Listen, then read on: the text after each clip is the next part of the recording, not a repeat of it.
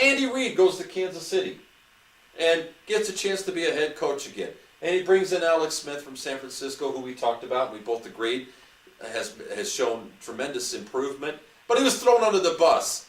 But at least he gets to be a starting quarterback in an ugly Kansas City Chiefs uniform and look like Ronald McDonald out there running around. But as long as you're making money, Alex, who cares, baby? And Andy Reid's surrounding him with a lot better players. But Kansas City, my gosh, AFC West, who the hell are they? The Chiefs have nowhere to go but up. They were a disaster last year. They couldn't stop anybody. What can you do? But that's the beauty of the draft and free agency. It raises up the downtrodden and humbles those who have succeeded. So look for the Chiefs to improve. Now, are they going to make the playoffs? No. Are they going to be 500? No. But they'll be better than they were last year. Well, when you got a coach like Romeo Crennel, and that's how he talks. I mean, I don't know where you went, Romeo, but you seem to always manage, kind of like, love me. Romeo always manages to seem to land somewhere. And he took over the team last year, midway through, if as you remember. It was the end of the season before. Wasn't it the end of the season before that he took over, and he won a few games after they started like 0-10. Oh, this was the predecessor to Todd Haley. There's been so many coaches in Kansas City. Every 3 months it changes. They were like 0-10. They won a couple. They got an interim coach a couple years ago. They beat somebody good like the Packers, and so that saved the coach's job to where he was able to continue the next season. But anyway, they were toast. So now Andy Reid comes. He's got a lot of experience winning with the Eagles. The Eagles fell apart last year. We'll get to the NFC East soon.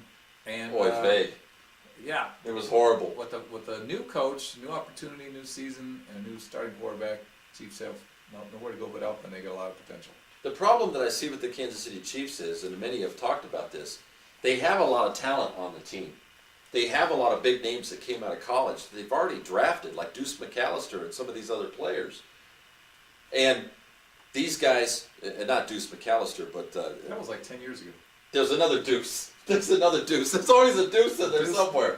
Those Deuces, huh? Those Deuces. All right. Dozonia, hombrade. Which Deuce is this? Dose? But we've got players like Brandon Flowers on the defense. It's coming to me now. Cornerback. Name like Flowers? That's a whole other subject. Yeah. Another tough name. But, if he can't stop you, at least he'll try to plant you something pretty with some tulips on it. Anyway, but their running back, Jamal Charles. By the way, and these other guys I'm talking about. I like the Chiefs uniforms. Got that white with red, red highlights. It's a good looking uniform. I can't stand it.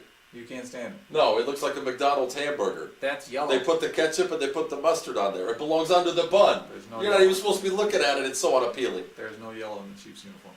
There is yellow. Where? Where's the Chiefs on their uniform? Yes. Yes, there is yellow piping in their uniform. Well, you might be right about that. They're just like the Redskins. The primary color, I mean, it's not primary, but yes, the primary colors are red and yellow. Now, I believe it's more mustard seed, if you want to be exact, but we're not doing interior designing here, are we? It was white and red, primarily. Yes. All right, it's a good-looking uniform. There is. You don't see it that way, but that's all right. We'll take a look at that after the show. Yeah. All right. Double check that. Yeah. Because I find it very gaudy, but you like it, and that's terrific. It's a good-looking uniform, especially when they're winning.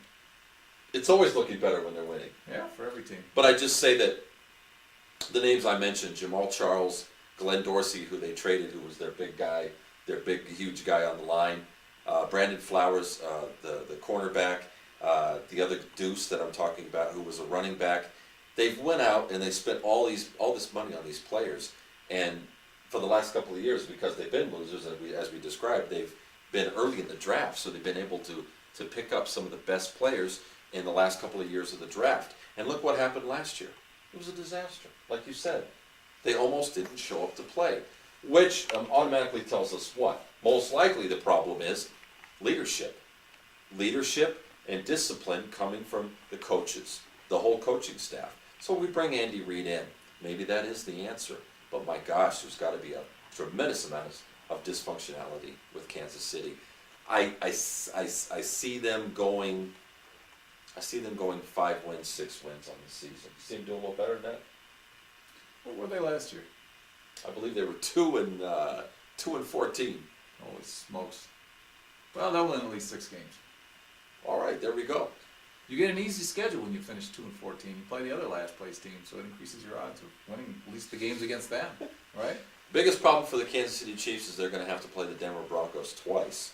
Yeah, but that's only 2 games.